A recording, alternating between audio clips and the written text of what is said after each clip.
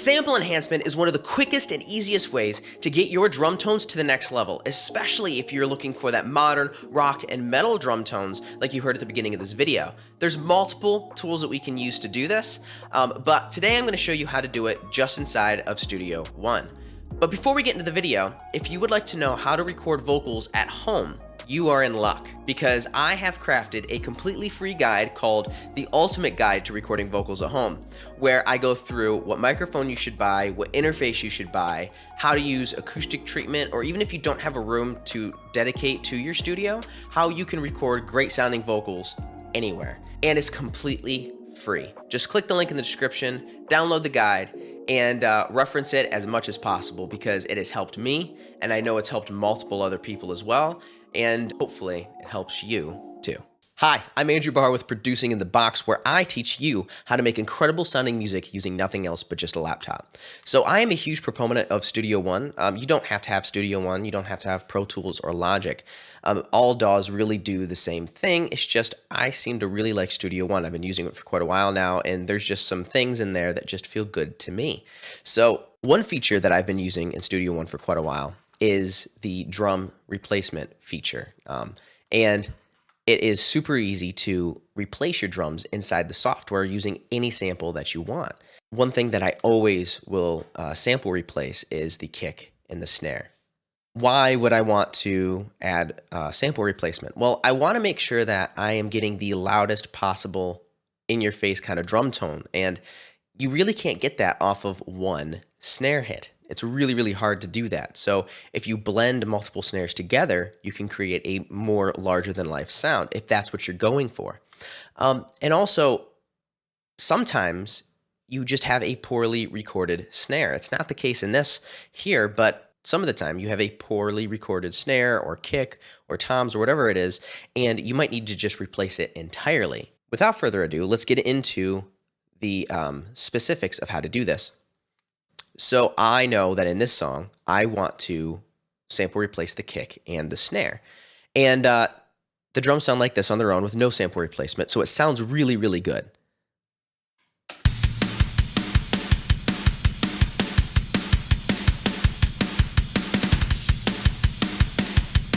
This is what they sound like with no plugins on.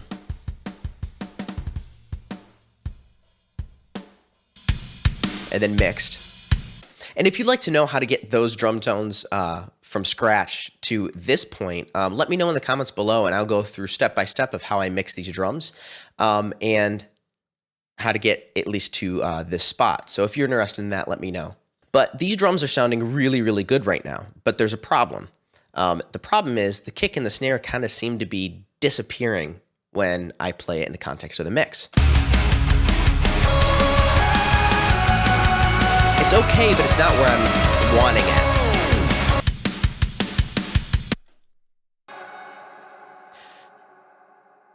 So we're going to come up here to our toolbar. We're going to do the kick first. We're going to select the kick track, and we're going to come up here to our toolbar, and we are going to select this audio bend tool here, okay? And now I've made my adjustments here already, and you can screenshot these and copy them. And the reason why we want to turn the strength and the threshold way, way down is because I only want to pick up these transients here, okay? So like, for example, let's solo the snare. There's a lot of bleed going on here. You can hear the kick. And I don't want to pick up the kick because I don't want to sample replace that. I only want to sample replace these snare hits.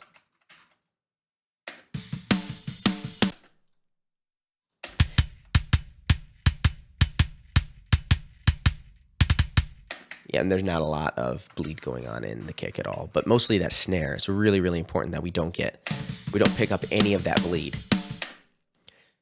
So we'll start with the kick here first. We're going to select the region, and then with these settings, we're going to click Apply.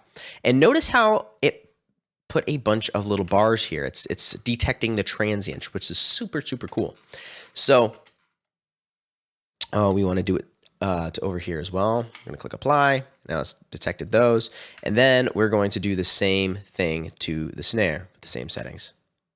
And we're just going to kind of take a real quick look and make sure that we're not picking up the kick. All right.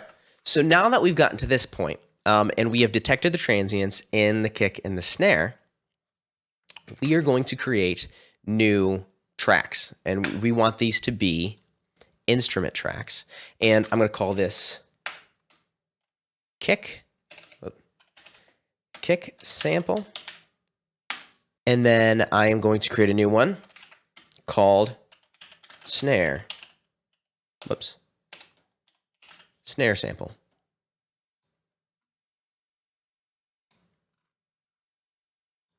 Now, as far as these go, we don't want to route these to our drum bus.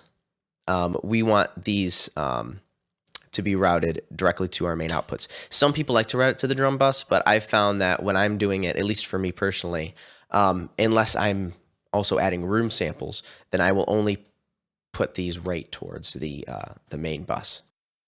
So now we're just going to select the kick, and we're going to drag it up to the kick region here and let it go. And it automatically converts all of these transients here into MIDI notes here. And I like to use this feature here in Studio One where you can just see the impacts here. And now it is triggering every time the kick hits, it's triggering a MIDI note.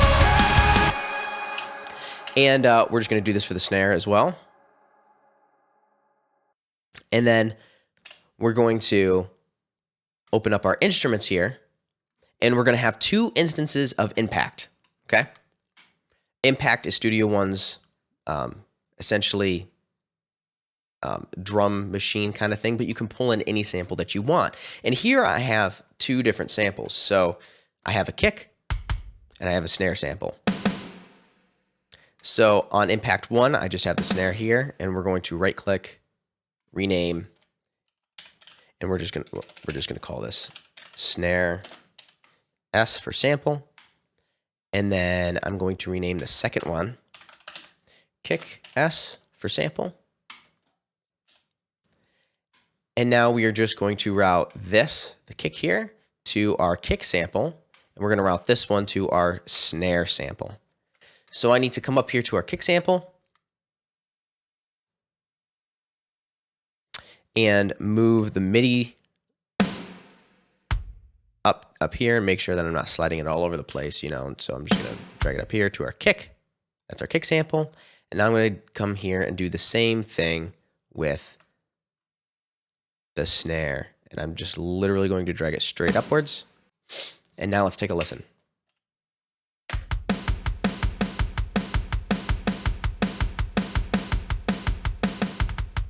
Awesome. So yeah, it sounds super robotic, but that's okay because we are just going to layer this in along with the rest of the drums. So let's mute these real quick. Let's listen to the drums just by themselves. Now let's add our samples in.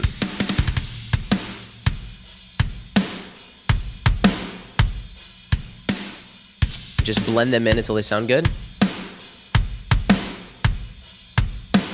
Let's see how it sounds in the context of the mix. You're a black hole, baby, and you're calling to me. You try to fight it, but it pushes back harder. You're growing weaker as they have back stronger. This sickness emotions pulls me apart, puts me to rest. I'm trying to run, but you drag me. And that is really it. So you just blend it in until it sounds good.